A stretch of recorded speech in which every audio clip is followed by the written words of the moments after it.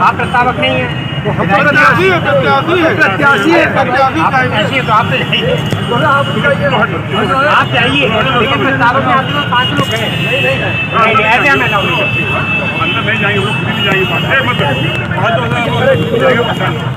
4 ही अंदर जाएंगे। 5 लोग जा चुके हैं, 1 लोग भी रहेंगे भाई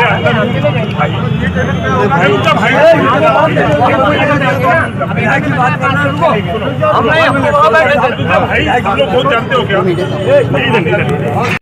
वो नीचे को कैमरा, नीचे को कैमरा। आपने एक अमिताभ भैया, अमिताभ भैया, जल्दी आओ।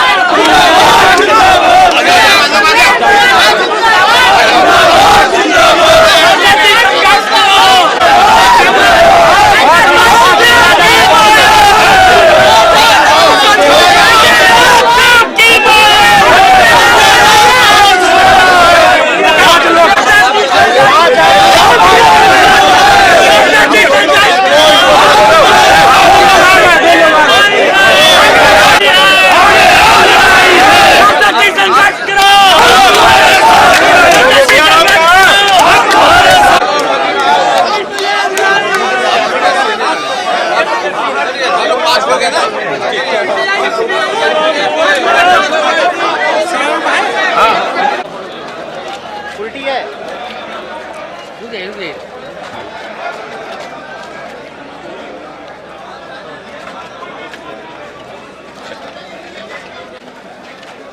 विधायक निगम साहब नीरज सिंह मुनीर शुक्ला जी।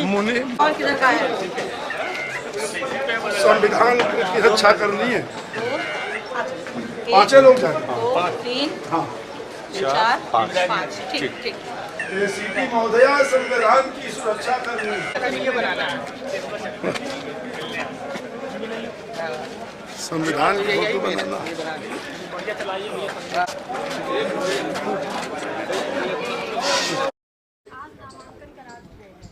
जी जी लग रहा है, जो दिख रहा है वो लग रहा है, जो दिखता है वो लगता है। और दिख ये रहा है कि जनता ने मूड बना लिया है कि भ्रष्टाचारियों को, जिन्होंने महंगाई बढ़ाई है, जिन्होंने बेरोजगारी बढ़ाई है, जिन्होंने इलेक्टोरल बॉन्ड के नाम पे धांधली की है, उनको बाहर करना है सत्ता से।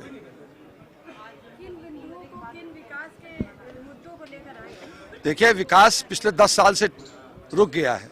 लोग बाबा आनंदेश्वर के दर्शन कर लेते थे, लेकिन माननीय मुरली मनोहर जोशी जी के दर्शन नहीं होते थे क्योंकि वो बाहर ही थे। उसके बाद पचौरी जी आए, वो कचौड़ी खाते रहे, तो कुछ हुआ नहीं, विकास हुआ नहीं, कहीं कोई पत्थर है नहीं। और 15 साल उसके पहले देख लीजिए कितने पुल, कितनी ट्रेनें, कहाँ कहाँ विकास हुआ। तो वो जो विकास की धारा अवरुद्ध हो गई है, उस विकास की धारा को पुनः गति देनी है। कहाँ गायब हो गए थे? खड़े हैं सामने, कहाँ गायब हो गए थे? हमें तो नहीं गायब होते दिखे कहीं। अभी आपने फोन पे भी बातचीत करी। अरे भैया, वो प्रस्तावक नहीं थे, 5 लोगों को जाना था। प्रस्तावक थे हमारे संजीव दरियाबादी जी और पवन गुप्ता जी। ये आज अभी राजा राम पाल जी का जुलूस भी आ रहा है, वो भी गठबंधन के प्रत्याशी हैं। माननीय विधायक जी हैं, तो विधायक जी उनके जुलूस में भी जाएंगे, हमारे जुलूस में भी रहेंगे। उनकी उपयोगिता दोनों जगह है। हर संविधान के बारे में पूछो। क्या मुद्दे लेकर जनता के बीच में जा रहे हैं? ये चुनाव 10 साल के अंदर सच और झूठ के बीच चुनाव हो रहा है। ये चुनाव इस बार भारत के लोकतंत्र को बचाने का चुनाव है, संविधान बचाने का चुनाव है। विगत 60-65 वर्षों में जितनी संविधान से छेड़छाड़ नहीं हुई है, उतनी छेड़छाड़ इन 10 वर्षों में हुई है। और जब भारतीय जनता पार्टी के एक प्रत्याशी ये कहे कि अगर 400 पार तो बाबा साहब का संविधान नहीं रहेगा, आदरणीय मोदी का विधान रहेगा, तभी और सुप्रीम कोर्ट के 4 जज अपने चैम्बरों से आज़ादी के इतिहास में पहली बार निकल कर ये कहें कि भारत का लोकतंत्र खतरे में, इससे बड़ी कोई खतरे की घंटी हो नहीं सकती। तो ये चुनाव लोकतंत्र बचाने का चुनाव है, ये किसी व्यक्ति का चुनाव नहीं है। बाबा साहब अम्बेडकर ने 26 नवंबर 1949 को एक वोट देकर अधिकार रानी और महात्मा रानी के वोट की कीमत बराबर करके भारत में पैदा होने वाले प्रत्येक व्यक्ति को प्रधान से लेकर प्रधानमंत्री बनने तक और बनाने तक का अधिकार दिया था।